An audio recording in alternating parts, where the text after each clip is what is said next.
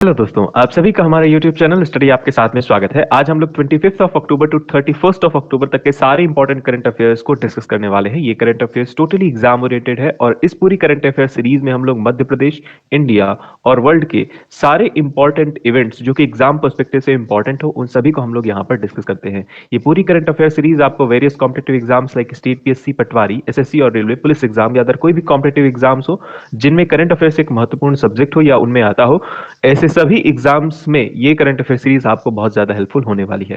और अगर आप इस पूरी वीडियो का पीडीएफ चाहते हैं तो स्टडी आपके साथ नाम के टेलीग्राम ग्रुप से ज्वाइन होकर वहां से आप इसे आसानी से एक्सेस कर सकते हैं, जिसकी लिंक आप में भी मिल जाएगी। चलिए हम लोग बात करते हैं क्विक रिवीजन की। तो क्विक रिवीजन में हम लोग बेसिकली क्या करते हैं, तो क्विक रिवीजन में हम लोग बेसिकली प्रीवियस लेक्चर का एक क्विक एनालिसिस करते हैं और हम लोग देखते हैं कि हमने प्रीवियस लेक्चर में क्या क्या चीजें पढ़ी थी। तो वो उन इवेंट्स को हम लोग चलिए जल्दी से देख लेते हैं। तो पहली चीज हमने देखी थी, as a chief scientist Shankar Subramaniam ji को, शंकर सुब्रमण्यम सुब्रमण्यम जी को एज अ चीफ साइंटिस्ट बनाया गया है। चीफ साइंटिस्ट बनाया गया है, chief scientist Aditya L1 mission के लिए।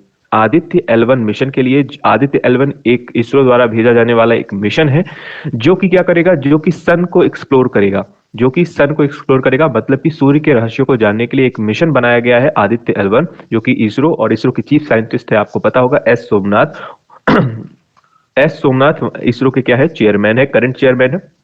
और इसके अलावा chief scientist Aditya L1 mission के लिए शंकर सुब्रमण्यम को बनाया गया है। अगली चीज यानी अगली न्यूज हमने क्या देखी थी, तो अगली न्यूज हमने देखी थी चंद्रयान 3 से रिलेटेड। मैंने आपको बताई थी चंद्रयान, जब हम लोग चंद्रयान की बात करते हैं तो चंद्रयान फर्स्ट कब आया था, तो चंद्रयान फर्स्ट आया था 2009 में। चंद्रयान सेकंड की बात करें, चंद्रयान सेकंड की अगर आप लोग बात करते हैं तो 2019 में। ये वाला आप 2008-9 कर सकते हो, एक सेकेंड, 2008-9, ठीक है, 2008-9। और ये आया है आपका 2019 में। उसके अलावा चंद्रयान 3 आने वाला है या लॉन्च किया जाने वाला है, चंद्रयान 3, चंद्रयान 3। और ये कब आएगा, ये मिशन आने वाला है 2023 में। 2023 में इस मिशन को लॉन्च किया जाएगा इसरो के द्वारा, चंद्रयान 3। इसके अलावा मंगलयान की अगर आप बात करो तो मंगलयान मंगलयान 2014 यानी 2014 को भेजा गया था ये मिशन, मंगल को एक्सप्लोर करने के लिए, मंगल ग्रह को एक्सप्लोर करने के लिए।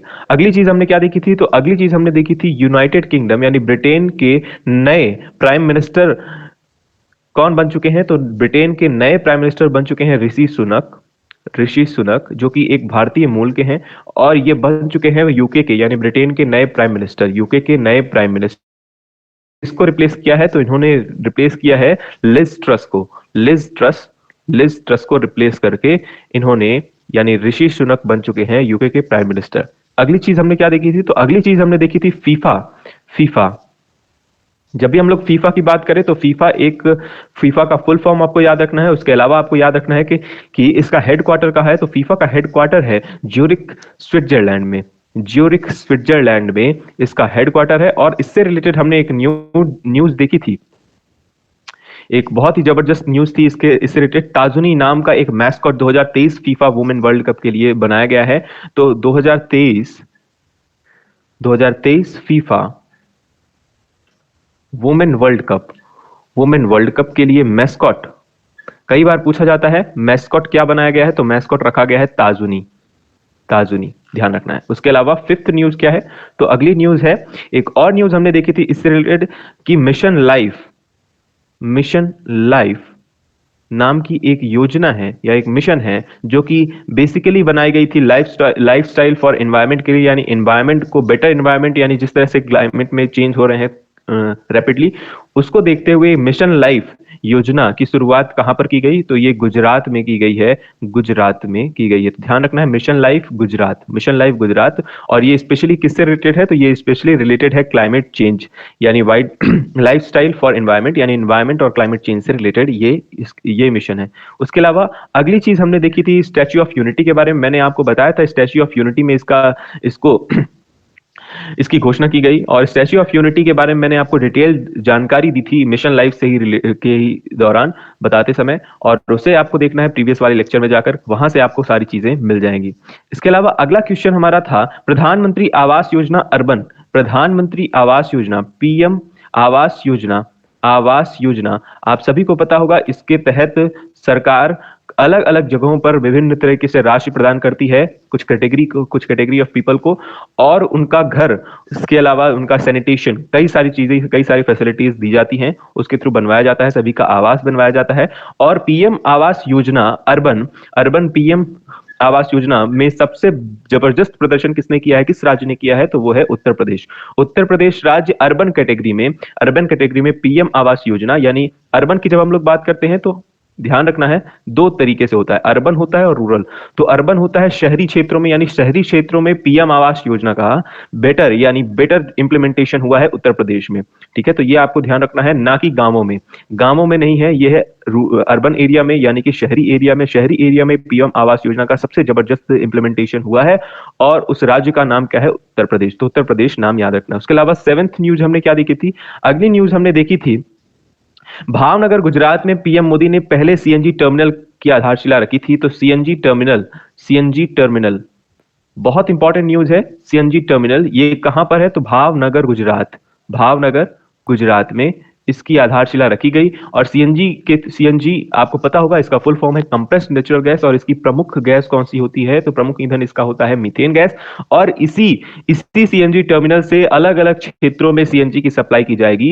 ये एक पर्टिकुलर टर्मिनल बनाया गया है, सीएनजी टर्मिनल गुजरात में, और इस सीएनजी टर्मिनल के माध्यम से सीएनजी गैस का यूज बेसिकली ट्रांसपोर्ट सेक्टर में किया जाएगा। ठीक है, तो ये आपको ध्यान रखना है, ट्रांसपोर्ट सेक्टर में इसका यूज किया जाएगा। चलिए बात करते हैं 8th नंबर की न्यूज। अगली न्यूज हमने देखी थी जयंती पटनायक,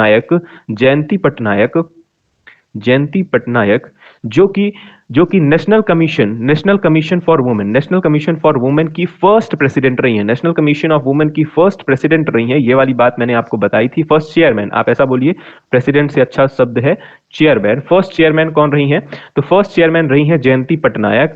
और करंट चेयरमैन का नाम भी मैंने आपको बताया था, करंट चेयरमैन का नाम है रेखा शर्मा। तो ध्यान रखना है, करंट में यानी कि करंट टाइम पर नेशनल कमीशन फॉर वुमेन यानी कि राष्ट्रीय महिला आयोग की करंट चेयरमैन यानी वर्तमान अध्यक्ष कौन है, तो रेखा शर्मा के बारे में मैंने आपको बताया था। तो इसके बारे में मैंने आपको डिटेल इंफॉर्मेशन दी थी। सारी चीजें आप कहां से देख सकते हैं, सारी चीजें आप देख सकते हैं पिछले वाले वीडियो में जाकर। चलिए बात करते हैं आज के करंट अफेयर की, यानी नेक्स्ट 6 डेज के करंट अफेयर की। और ये करंट अफेयर्स इंपॉर्टेंट हैं, करंट अफेयर्स मुझे बताने की जरूरत नहीं है कि इंपॉर्टेंट है। इसके अलावा ये जो 3-4 दिन में हमारी जो सीरीज है, इसको क्योंकि 2 ही दिन बचे थे इस महीने के अंत होने में, इस वजह से 2 या 3 दिन इसलिए वीडियो आने में थोड़ा सा डिले हुआ। हमने सोचा कि एक साथ ही सारी चीजों को कवर कर दिया जाए, इस वजह से थोड़ा सा डिले हुआ है। परेशान नहीं होना है उसके लिए, सारी चीजें हम लोग कवर करेंगे, सारी चीजें पढ़ते हुए चलेंगे। इस पूरी करंट अफेयर सीरीज में आपको मध्य प्रदेश के इस पर्टिकुलर मंथ में मध्य प्रदेश के कई इंपॉर्टेंट इवेंट्स आपने देखे हैं। तो मध्य प्रदेश के जितने भी एग्जाम होने वाले हैं, चाहे व्यापम का कोई भी एग्जाम हो, सभी में ये इंपॉर्टेंट करंट अफेयर्स हैं। इसलिए पूरी सीरीज यानी पूरे मंथ की सीरीज को ध्यान से देखिए। टोटल 6 से 7 लेक्चर होंगे, 6 से 7 लेक्चर, वो भी 20-20 मिनट के, बहुत ही आसानी से आप देख सकते हैं 2 या 3 दिन में, बहुत ही आराम से, जिससे आपको सारा क्विक रिवाइज हो जाएगा। चलिए बात करते हैं अगले करंट अफेयर्स की। अगला करंट अफेयर्स जो है हमारा, उसमें से सबसे इंपॉर्टेंट डे के बारे में है, वो है national unity day. National unity day यानी राष्ट्रीय एकता दिवस। राष्ट्रीय एकता दिवस क्यों मनाया जाता है और किसके उपलक्ष्य में मनाया जाता है, तो ये सरदार वल्लभ भाई पटेल जी की बर्थ एनिवर्सरी, सरदार वल्लभ भाई पटेल जी की बर्थ एनिवर्सरी को सेलिब्रेट करने के लिए यह दिवस मनाया जाता है, यानी राष्ट्रीय एकता दिवस। और इनका जन्म कब हुआ था, तो ये किस दिन मनाया जाता है, तो ये 31 अक्टूबर को मनाया जाता है। तो ध्यान रखना है, 31 अक्टूबर को मनाया जाता है नेशनल यूनिटी डे, यानी राष्ट्रीय एकता दिवस। ठीक है, सारी चीजें आपको यहां पे मिलेंगी। इसके अलावा और भी कुछ चीजें हैं जो कि बहुत इंपॉर्टेंट है। वो ये है कि वैसे तो मैंने आपको प्रीवियस लेक्चर में सरदार वल्लभ भाई पटेल और स्टैच्यू ऑफ यूनिटी के बारे में बहुत सारी इंफॉर्मेशन आपको ऑलरेडी दे दी है, लेकिन फिर भी हम लोग कुछ चीजों को यहां पर डिस्कस करते हैं। सरदार वल्लभ भाई पटेल की याद में क्या मनाया जा रहा है, उनकी बर्थ एनिवर्सरी पर मनाया जा रहा है नेशनल यूनिटी डे, यानी राष्ट्रीय एकता दिवस। और आपको पता होगा स्टैच्यू ऑफ यूनिटी भी इन्हीं को डेडिकेट की गई है, तो ये भी ध्यान रखना है। कब मनाया जाता है ये दिवस, तो 31 अक्टूबर यानी 31 अक्टूबर को यह मनाया जाता है राष्ट्रीय एकता दिवस। और ये सबसे पहली बार कब सेलिब्रेट किया गया था, तो राष्ट्रीय एकता दिवस सबसे पहली बार सेलिब्रेट किया गया था 2014, यानी कि नरेंद्र मोदी जी की जब गवर्नमेंट आई थी 2014 में, तब से इसे सेलिब्रेट किया जा रहा है। तो इस तरह से भी याद रख सकते हैं आप। तो 2014, 2000 2014 से ही राष्ट्रीय एकता दिवस मनाया जा रहा है प्रत्येक साल। और ये ट्रिब्यूट दिया जाता है किसे? हमारे आयरन मैन ऑफ इंडिया यानी कि सरदार वल्लभ भाई पटेल जी को। तो सरदार वल्लभ भाई पटेल, जिन्हें आप आयरन मैन ऑफ इंडिया के नाम से भी जानते हैं, भारत के लौह पुरुष के नाम से भी जानते हैं। इसके बारे में मैंने और बहुत सारी चीजें आपको प्रीवियस वीडियो में बताई थी, और भी चीजें हम लोग आइए देखते हैं। ठीक है, इसके अलावा मैं आपको बताऊं तो इस दिन यानी राष्ट्रीय एकता दिवस को सेलिब्रेट करने के लिए हर साल रन ऑफ यूनिटी एक मैराथन है, एक दौड़ प्रतियोगिता है, और ये ऑर्गेनाइज कराई जाती है हर साल, रन ऑफ फॉर यूनिटी। ठीक है, रन फॉर यूनिटी। उसके अलावा मैंने आपको बता दिया 2018 में स्टैच्यू ऑफ यूनिटी को अनवील किया गया गुजरात में भी कहां? तो गुजरात में भी अहमदाबाद में इसे बनाया गया। और ये वर्ल्ड का टॉलेस्ट स्टैच्यू है। कौन सा? सरदार वल्लभ भाई पटेल का। ठीक है, तो वर्ल्ड का टॉलेस्ट स्टैच्यू यानी सबसे बड़ा स्टैच्यू कौन सा है? तो वो है ना सिर्फ इंडिया का बल्कि वर्ल्ड का सबसे टॉलेस्ट स्टैच्यू है सरदार वल्लभ भाई पटेल का। कहां है? अहमदाबाद में। किस राज्य में है? गुजरात में। क्या नाम है? Statue of unity. ठीक है, साथ ही साथ एक और स्टैच्यू के बारे में आपको बताऊंगा जो कि बहुत इंपॉर्टेंट न्यूज है इस पर्टिकुलर वीक की। उसके अलावा ये पहले होम मिनिस्टर और first deputy prime minister of India रहे हैं। इसके अलावा ये भी आपको ध्यान रखना है कि पहले होम मिनिस्टर, पहले गृह मंत्री और पहले उप प्रधानमंत्री इंडिया के कौन रहे हैं? तो वो है सरदार वल्लभ भाई पटेल। इसके अलावा मैंने आपको बताया था 560 प्रिंसली स्टेट को यूनाइट करने में भी इनका बहुत बड़ा योगदान था। इस वजह से इन्हें आयरन मैन ऑफ इंडिया के नाम से भी जाना जाता है। वही सारी चीजें आपको यहां पर हिंदी में भी मिल जाएंगी, जो कि आप पीडीएफ से आसानी से देख सकते हैं। चलिए बात करते हैं अगली न्यूज की।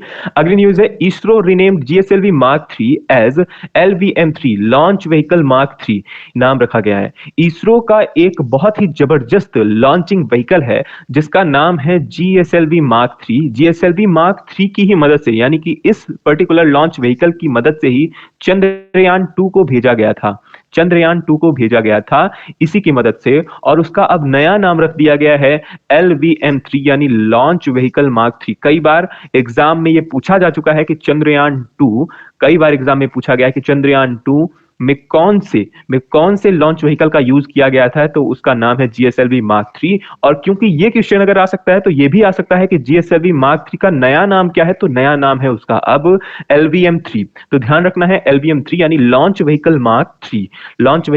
इसके अलावा इसे फैट बॉय ऑफ इंडिया भी कहा जाता है। ठीक है, इसके अलावा आपको यह ध्यान रखना है कि गगनयान एक मिशन है जिसमें ह्यूमन को भी स्पेस फ्लाइट है, जिसमें गगनयान एक स्पेस फ्लाइट है जिससे इंडिया किसी ना किसी ह्यूमन को भी स्पेस पे भेजे जाने की तैयारी कर रहा है। और ये जो गगनयान फ्लाइट है ये 2024 में जाने वाली है।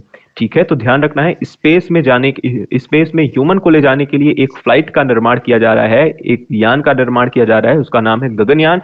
और गगनयान 2024 में प्रस्तावित है। ठीक है, तो ये आपको ध्यान रखना है। इसके अलावा इसकी विशेषता क्या है?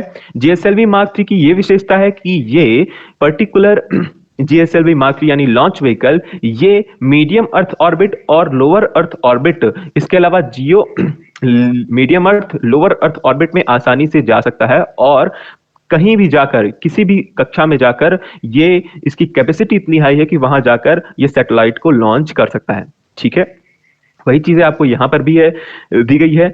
कारण क्या है? उपग्रहों को विभिन्न कक्षाओं में स्थापित करने का कार्य करना। इसके अलावा इसका उपयोग भारत की पहली मानव अंतरिक्ष उड़ान गगनयान के लिए भी किया जाने वाला है। तो गगनयान आपको मैंने बताया कि जो कि मानव अंतरिक्ष उड़ान यानी कि मानव को स्पेस में ले जाने के लिए एक फ्लाइट का नाम है गगनयान। और गगनयान जो मिशन है इसे भी किसकी मदद से भेजा जाएगा? तो LVM-3 की मदद से ही भेजा जाएगा।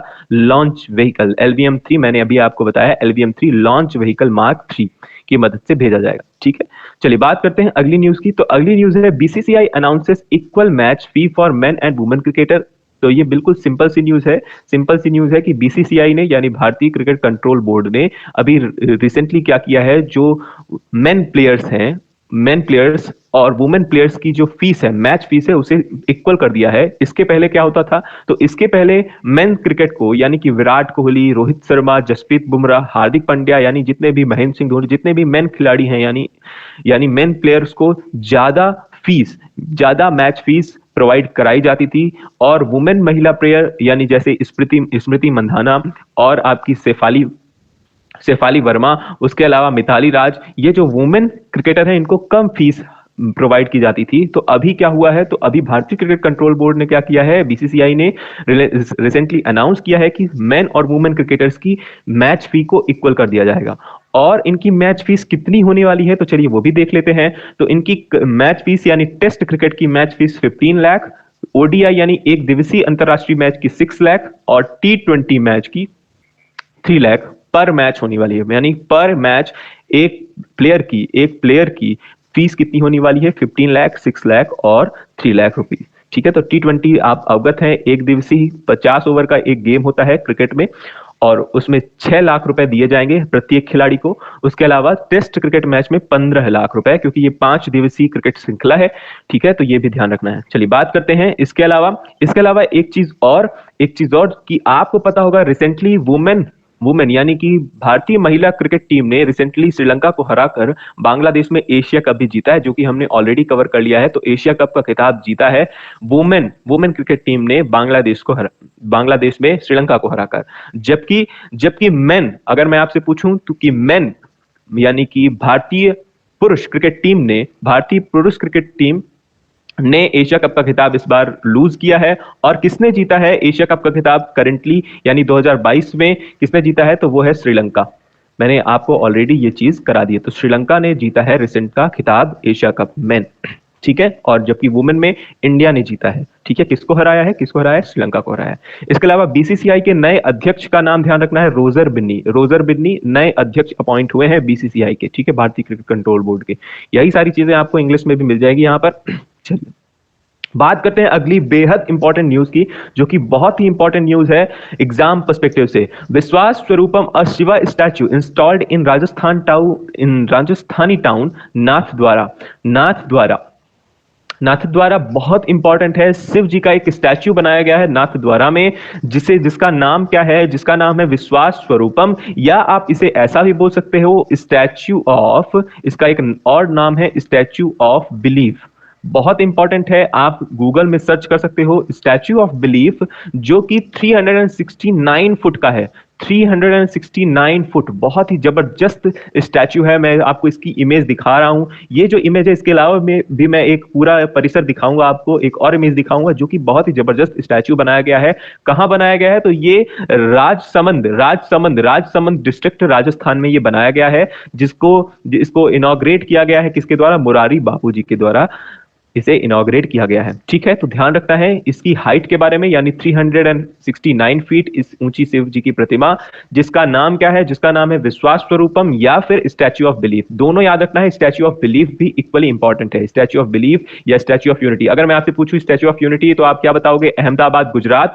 किसकी मूर्ति है, तो वो मूर्ति है सरदार वल्लभ भाई पटेल की, जिसे हमने ऑलरेडी अभी कवर किया। उसके अलावा एक और स्टैच्यू जो मैं बोल रहा था, शिव जी का स्टैच्यू है, कहां बनाया गया है, 369 फीट का, राजस्थान के राजसमंद डिस्ट्रिक्ट में बनाया गया है। ठीक है, तो ये वाली चीज हमने देख ली। यह दुनिया की सबसे ऊंची शिव प्रतिमा है। यह पूरे दुनिया की, ना सिर्फ इंडिया की बल्कि पूरे दुनिया की। बहुत बड़ी बात है ये कि ना सिर्फ इंडिया की बल्कि पूरे दुनिया का सबसे बड़ा शिव जी का स्टैच्यू कहां पे बनाया गया, नाथद्वारा में भी किस जगह है, राजसमंद जिले में राजस्थान। ठीक है, तो ये जबरदस्त आप देख सकते हो, ये पूरा जबरदस्त एक बहुत ही बड़ा परिसर बनाया गया है, जो कि टोटली शिव जी को डेडिकेट करता है। कहाँ है, राजस्थान में भी कहा, नाथद्वारा में भी कहा, किस डिस्ट्रिक्ट में, तो राजसमंद डिस्ट्रिक्ट में। कितनी हाइट है, तो ये इसकी हाइट है 369 फीट। तो ध्यान रखना 369 फीट। ठीक है, ये पूरे वर्ल्ड का सबसे हाईएस्ट शिव जी का स्टैच्यू है। ठीक है, अगला क्वेश्चन है, orbital rail corridor has been launched in which state of India. यानी एक रेल कॉरिडोर है, ये आपको रेल कॉरिडोर आपको यहां पर दिख रहा होगा, ये है आपका रेल कॉरिडोर, और ये ऑर्बिटल रेल कॉरिडोर भारत के किस राज्य में शुरू किया गया है, तो ये इसका आंसर है हरियाणा। और हरियाणा कहां पे है, तो इस वाली लोकेशन पर आपको इंडिया के मैप में दिख जाएगा हरियाणा में ही ऑर्बिटल रेल कॉरिडोर की शुरुआत की गई है। इसकी टोटल लेंथ कितनी है, तो इसकी टोटल लेंथ है 122 किलोमीटर। ध्यान रखना इसकी टोटल लेंथ कितनी है, तो 122 किलोमीटर। इसके अलावा ये कहां से कहां तक है, तो ये पैलवाल टू सोनीपत। ठीक है, इसकी क्या है, लेंथ है। पहलवेल टू सोनीपत 122 किलोमीटर का ये ऑर्बिटल रेल कॉरिडोर बनाया गया है भारत के किस राज्य में? हरियाणा में। चलिए बात करते हैं अगली न्यूज की। अगली न्यूज है who is appointed by the United Nations as a expert on racism and related intolerance in UNHRC. UNHRC का मतलब क्या है? यूएनएचआरसी का मतलब है United Nation human right commission. और United Nation human right commission ने रिसेंटली इंडिया की केपी अश्विनी जी को इंडिया की केपी अश्विनी जी को अपना अपना दूत, या फिर आप ऐसा कह सकते हैं, या फिर आप कह सकते हैं अपना इंग्लिश में रिपोर्टर नियुक्त किया है, स्पेशल रिपोर्टर नियुक्त किया है या दूत नियुक्त किया है, जो कि क्या करेंगी, जो कि ह्यूमन राइट कमीशन, जैसे आपको पता होगा कि हमारे इंडिया में नेशनल ह्यूमन राइट कमीशन है, वैसे पूरे world wide United Nation human right commission है। और ये मात्र एक ऐसी लेडी हैं जिन्हें नियुक्त किया है गया है, ना सिर्फ एशिया की, ये फर्स्ट एशियन है और फर्स्ट इंडियन है, फर्स्ट एशियन भी है और फर्स्ट इंडियन है ना, एशिया की भी पहली और भारत की भी पहली ऐसी महिला है। पहले इसके पहले कभी किसी इंडियन को अपॉइंट नहीं किया गया था यूनाइटेड नेशन में as expert in human right commission. लेकिन अभी रिसेंटली इंडिया की बहुत बड़ी बात है, इंडिया की बहुत प्राउड मूवमेंट की बात है कि इंडिया की ये पहली महिला है, इसके अलावा पहली एशियन है जिन्हें जिन्हें रिपोर्टर यानी कि एज अ दूत नियुक्त किया गया है। वहां पर ये काम क्या करेंगी? इनका काम होगा as a voice for human right, यानी ह्यूमन राइट की मांग को, यानी मानवाधिकार की मांग को ग्लोबल स्तर तक पहुंचाना, मानव अधिकारों की बात करना, रेसिज्म को हटाने की बात करना, है ना, एज एक्सपर्ट इंटॉलरेंस रिलेटेड काम करना, और ये सारी चीजें एज एक्सपर्ट इन्हें नियुक्त किया गया है केपी अश्विनी जी को। ठीक है, तो बहुत इंपॉर्टेंट न्यूज है, आपको याद रखना है।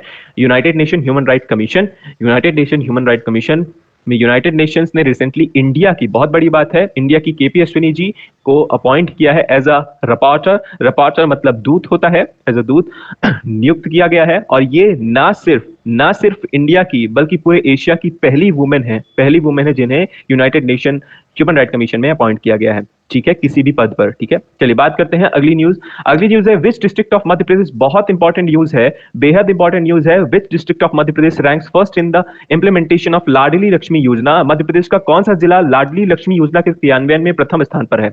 ये जो न्यूज है लाडली लक्ष्मी योजना, आप सभी को पता होगा, लाडली लक्ष्मी योजना एक ऐसी योजना है मध्य प्रदेश सरकार द्वारा चलाई गई जिसे अन्य राज्य भी फॉलो कर रहे हैं। मतलब भारत के अलग अलग स्टेट मध्य प्रदेश को कॉपी कर रहे हैं इस योजना के तहत। यानी ये योजना जो चलाई गई है स्पेशली बालिकाओं के लिए, ये जो योजना है ये बालिकाओं को सोशली अपलिफ्ट बनाती है या फिर आप बोलिए इकोनॉमिकली सफिशिएंट बनाती है। इस योजना के तहत क्या किया जाता है? तो इस योजना के तहत डिफरेंट एजेस में, यानी अलग अलग उम्र में थोड़े थोड़े अंतराल के बाद कुछ इकोनॉमिक यानी कि फाइनेंशियल मदद की जाती है, या कुछ राशि प्रदान या कुछ पैसा प्रदान किया जाता है बेटियों को उनके जन्म के उपरांत। और इस योजना के क्रियान्वयन में मध्य प्रदेश का कौन सा जिला फर्स्ट रैंक रखता है, यही हमारा प्रश्न है। और ये जो योजना है ये बालिकाओं के लिए चलाई जाने वाली मध्य प्रदेश की सबसे बेहतर, सबसे बेस्ट योजना है। और इस योजना को भारत के अन्य राज्य भी जबरदस्त तरीके से फॉलो कर रहे हैं, और कई राज्यों में लाडली लक्ष्मी योजना अब चलाई जा रही है। तो ये योजना क्या करती है? बालिकाओं को एक वित्तीय सहायता प्रदान करती है। चलिए बात करते हैं इसके आंसर की। तो इसका करेक्ट आंसर है इंदौर। इंदौर में आप बात मानिए, इंदौर में रिसेंटली 1.81 लाख बालिकाओं को या गर्ल्स को ये इस योजना का लाभ प्राप्त हुआ है, जो कि संख्या में बहुत ज्यादा है। इस वजह से इंदौर की रैंक फर्स्ट है मध्य प्रदेश में। बहुत ही जबरदस्त योजना है लाडली लक्ष्मी योजना। इसे कब लॉन्च किया गया था? तो इसे लॉन्च किया गया था 2 मई 2007 2007 में इसे लॉन्च किया गया है लाडली लक्ष्मी योजना। बहुत इंपॉर्टेंट है, ये भी आपको याद रखना है कि इसे कब लॉन्च किया गया है। तो इसे लॉन्च किया गया 2 मई 2007। उसके अलावा लाडली लक्ष्मी योजना 2.0। अब ये क्या है भाई 2.0? क्योंकि कोविड की वजह से क्योंकि पैसे की कमी थी, इस वजह से इस योजना को थोड़े दिनों के लिए बंद कर दिया गया था, और फिर से ये लॉन्च हुई 8 मई 2022 यानी 2022 में, यानी इसी साल 8 मई 2022 को इसे फिर से लॉन्च किया गया एज अ 2.0, यानी इसी का एक्सटेंडेड वर्जन आप बोल सकते हो, लाडली लक्ष्मी 2.0 योजना। 2.0 योजना, ठीक है। तो 8 मई 2022 को। इसके अलावा आपको लाडली लक्ष्मी दिवस भी मनाया जाने लगा 8th ऑफ मई को। तो 8th ऑफ मई लाडली लक्ष्मी दिवस भी मनाया जाने लगा, बहुत इंपॉर्टेंट है। अच्छा, इनमें से और चीजें इंपॉर्टेंट हो या ना हो, लेकिन ये लाडली लक्ष्मी जो दिवस है ये बहुत इंपॉर्टेंट है। 8th ऑफ मई को मनाया जा रहा है, हर साल मनाया जाएगा अब से, इस साल से 8th ऑफ मई 2022 को। रिसेंटली शिवराज सिंह चौहान जी ने, जो कि मध्य प्रदेश के चीफ मिनिस्टर, उन्होंने ये अनाउंस किया है 8th ऑफ मई लाडली लक्ष्मी दिवस मनाया जाएगा। इसके अलावा मैंने आपको बता दिया कि 1.81 लाख गर्ल्स को इस योजना का लाभ मिला था इंदौर में, इस वजह से इंदौर की फर्स्ट रैंक आई है। बहुत ही जबरदस्त योजना है लाडली लाडली लक्ष्मी योजना। चलिए बात करते हैं अगली न्यूज की। अगली न्यूज है मध्य प्रदेश से ही related. According to the recent survey of Swachhata Sarvekshan rural report 2022, which district rank first in the country? Swachh Sarvekshan ग्रामीण रिपोर्ट 2022 के हालिया सर्वेक्षण के अनुसार देश में कौन सा जिला पहले स्थान पर है? तो उस जिले का नाम है भोपाल। आप बोलोगे सर आप ये गलत बता रहे हो लेकिन ये गलत नहीं है, ये सही बात है कि भोपाल जिले को फर्स्ट रैंक मिली है, या भोपाल जिले को फर्स्ट रैंक मिली है देश में। अब आप बोलोगे सर ये तो गलत बात हो गई कि स्वच्छता सर्वेक्षण की जब भी बात हुई है तो इंदौर को लगातार छठवीं बार, सिक्स्थ टाइम, यानी छठवीं बार क्या मिला है? पुरस्कार मिला है स्वच्छता सर्वेक्षण में, है ना। तो यहां पूरे देश में, तो फिर भोपाल आंसर इसका कैसे हो गया? तो उसका आंसर इसलिए भोपाल है क्योंकि यहां पर बात हो रही है रूरल की। ध्यान रखिएगा, क्वेश्चन है रूरल की, बहुत इंपॉर्टेंट क्वेश्चन है, इसलिए मैं बार बार बोल रहा हूं। क्योंकि अर्बन की जब हम लोग बात, मैंने आपको अभी थोड़ी देर पहले ही बताया, अर्बन मतलब होता है शहरी यानी पर्टिकुलर एक शहर में, यानी इंदौर एक शहर है। इंदौर एक शहर में एज अ शहर की बात करें, यानी कि अर्बन एरिया में बात करें, तो इंदौर की रैंक फर्स्ट है, अभी भी यही है मैं बोल रहा हूं। जबकि अगर रूरल में बात करें यानी ग्रामीण इलाकों में बात करें, ग्रामीण इलाकों में स्वच्छता का सबसे अच्छा जो प्रचार हुआ है, इसके अलावा जो सफाई देखी गई है, वो ग्रामीण एरिया मैनेजमेंट है, वो बहुत जबरदस्त तरीके से किया गया, उसकी रिसाइकलिंग की जा रही है, बहुत सारी चीजें की जा रही हैं। इस वजह से भोपाल रूरल में क्या है, कौन सी रैंक रखता है? तो फर्स्ट रैंक रखता है। ये वाली बात आप ध्यान रखना है, ठीक है। तो आपको ध्यान रखना है कि अर्बन की बात आए तो इंदौर फर्स्ट है, उसके अलावा रूरल की बात आए तो कौन है फर्स्ट? भोपाल फर्स्ट है। चलिए बात करते हैं प्रैक्टिस क्वेश्चन की। आपके प्रैक्टिस क्वेश्चन आपकी स्क्रीन पर है। Which state was ranked first in the प्रधानमंत्री आवास योजना अर्बन यानी प्रधानमंत्री आवास शहरी पुरस्कार 2021 में किस राज्य को प्रथम स्थान दिया गया है? आपके ये ऑप्शन है, इसका जवाब आपको कमेंट सेक्शन में देना है, कमेंट सेक्शन में इसका जवाब देना है, जिससे आपको चीजें लंबे टाइम तक याद रहें। चलिए बात करते हैं, राष्ट्रीय महिला आयोग की वर्तमान अध्यक्षा कौन है? Who is the present chairman of National Commission for Women? Jayanti Patnaik, Rekha Sharma, Mamta Sharma, doctor Girija Vyas. ये आपके ऑप्शन है और इसका जवाब आपको कमेंट सेक्शन में देना है। और ये क्वेश्चन कई एग्जाम में पूछा जा चुका है ऑलरेडी, इसलिए बहुत इंपॉर्टेंट क्वेश्चन है, ठीक है। तो ध्यान रखिएगा, इसका जवाब आपको कमेंट सेक्शन में देना है। इसके अलावा आप अपना अच्छा या बुरा फीडबैक मुझे कमेंट सेक्शन के माध्यम से दे सकते हैं। इसके अलावा आप मुझे इन सोशल मीडिया हैंडल्स में भी फॉलो कर सकते हैं और अपने क्वेरीज, अपने प्रश्न या अपने सुझाव या किसी भी तरह का सुझाव, अच्छा या बुरा हो, वो सभी आप मुझे यहां पर दे सकते हैं। इसके अलावा आप यूट्यूब कमेंट के माध्यम से भी आप मुझे अपने सुझाव, सजेशन, अच्छा या बुरा दे सकते हैं। आपको अगर ये वीडियो अच्छी लगती है या ये एफर्ट अच्छा लगता है तो आप इस वीडियो को ज्यादा से ज्यादा शेयर कीजिए एवं हमारे चैनल को सब्सक्राइब कीजिए। साथ ही साथ आप रिवाइज करते रहिए। ये जो पूरी करंट अफेयर सीरीज है, इस पूरी करंट अफेयर सीरीज में मैंने आपको पहले ही बताया कि सिर्फ और सिर्फ इंपॉर्टेंट क्वेश्चन को ही हम लोग यहां पर लेते हैं, इसलिए बहुत इंपॉर्टेंट है सारे क्वेश्चन, इसलिए ध्यान से पढ़िए। टिल देन हम लोग फिर से मिलेंगे अपने नेक्स्ट लेक्चर में। तब तक के लिए आप सभी अपना ख्याल रखिए और रिवाइज करते रहिए। Thank you, tata, bye bye.